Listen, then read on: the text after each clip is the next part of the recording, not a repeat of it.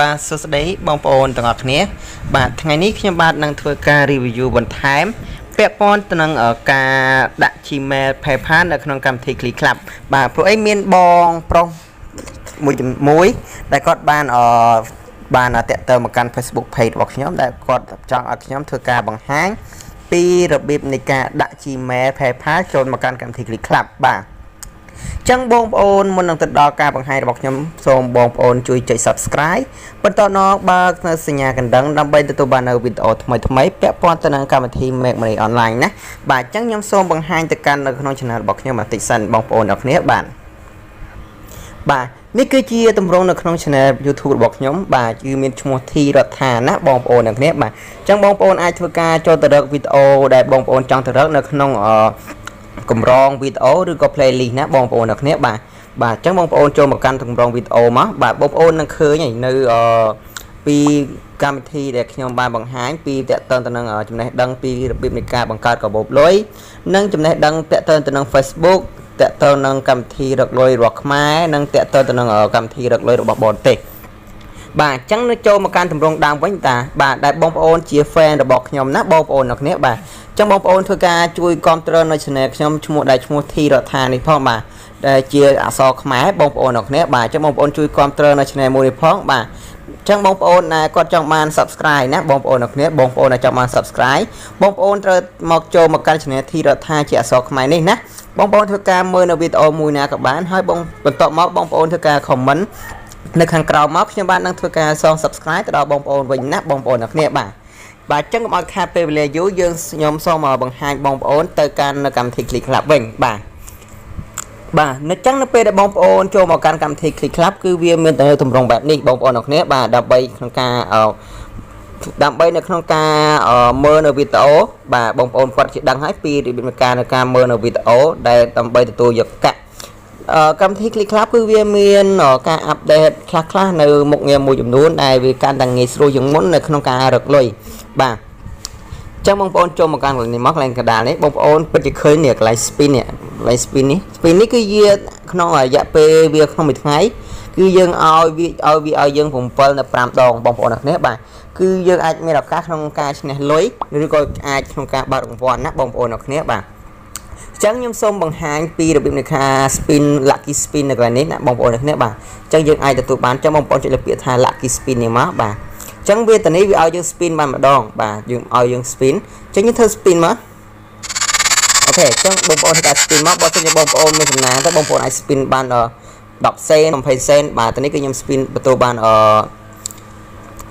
បានការបើកនៅរង្វាន់បាទគឺបាត់ត្រង់នេះណាបងប្អូនអ្នកគ្នាបាទចឹងទឹកប្រាក់របស់ខ្ញុំគឺមាន$7.21សេនទៀតហើយបាទចឹងខ្ញុំសូមធ្វើការបើកតែម្ដងបាទ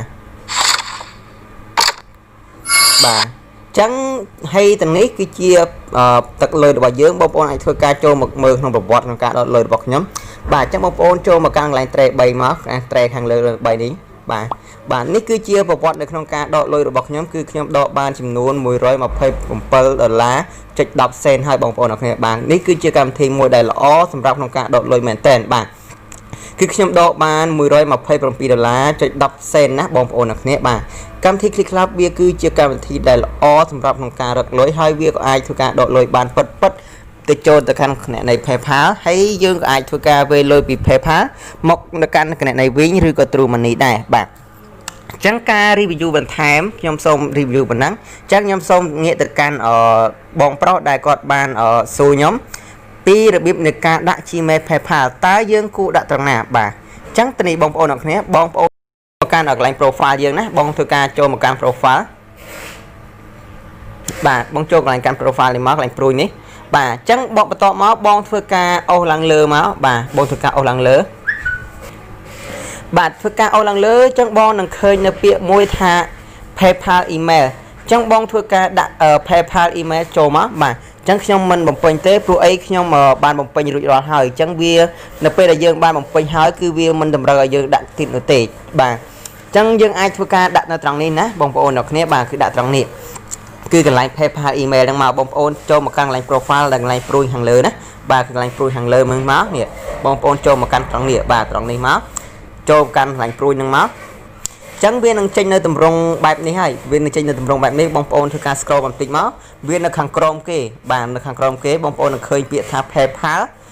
email បាទចឹងបងធ្វើការដាក់នៅ email PayPal របស់បងដែលបងបានបង្កើតជាមួយនឹងអ្នកនៃ PayPal ចូលមកកាន់កម្មវិធី Click Club ចឹងបងអាចធ្វើការដកលុយបានជាមួយនឹងកម្មវិធី Click Club ហើយ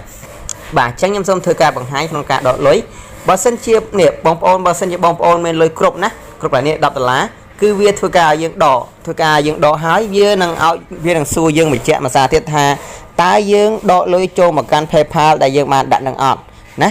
បងប្អូនទាំងអស់គ្នាបាទវានឹងសួរយើងបញ្ជាក់មួយសារទៀតនៅពេលដែលយើងដកគឺយើងចុចលើពាក្យថា confirm ណាព្រោះខ្ញុំមានក្នុងវីដេអូរបស់ខ្ញុំគឺខ្ញុំមានការបង្ហាញទៅដល់បងប្អូនជាច្រើនហើយនៅក្នុងជាមួយកម្មវិធី Click Club ណាអញ្ចឹងខ្ញុំបាននឹងធ្វើការរៀបចំ playlist មួយដើម្បីឲ្យបងប្អូនកាន់តែយល់កាន់តែច្បាស់ជាមួយពាក់ព័ន្ធទៅនឹងកម្មវិធី Click Club នេះឲ្យបងប្អូនកាន់តែបានច្បាស់បន្ថែមទៀតណាបាទអញ្ចឹងវីដេអូខ្ញុំដូចជាមានប៉ុណ្ណឹងទេបាទអរគុណច្រើនសម្រាប់ការតាមដានទស្សនាពីដើមរហូតដល់ចប់ហើយក៏បើសិនជាមានសំណួរឬក៏ចម្ងល់អីបងប្អូនអាចធ្វើការ comment នៅខាងក្រោមឬក៏អាចតាក់ទងមកកាន់ Facebook page របស់ខ្ញុំបាទហើយក៏ខ្ញុំសូមអភ័យទោសផងដែររាល់ការតាក់ទងមកកាន់ Facebook page របស់ខ្ញុំបានគឺខ្ញុំបានមិនអាចក្នុងការ reply ទៅភ្លាមបាទដោយសារតែ Facebook page និង Messenger របស់យើងគឺវាមានការខុសគ្នាដោយសារតែ Facebook page យើងបងប្អូនធ្វើការឆាតមកគឺវាមិនមាន alert ជាសារឬក៏ជា alert ជាសម្លេងអីទេគឺវាតតែយើងចូលមកកាន់ page តវាបានវា alert ឲ្យយើងបាទហើយអញ្ចឹងបើសិនជាបងប្អូនចង់ដឹងឬក៏មានចម្ងល់ត្រង់ណាបងប្អូនអាចតាក់ទងមកកាន់ Facebook page របស់ខ្ញុំឬក៏ធ្វើការ comment បាទបើបងប្អូនធ្វើការ comment មកខ្ញុំនឹងឆាប់បានឃើញណាបាទហើយអរគុណច្រើនណាអញ្ចឹងចាំជួបគ្នានៅវីដេអូក្រោយទៀតបាយបាយអរគុណច្រើនសម្រាប់ការតាមដានទស្សនា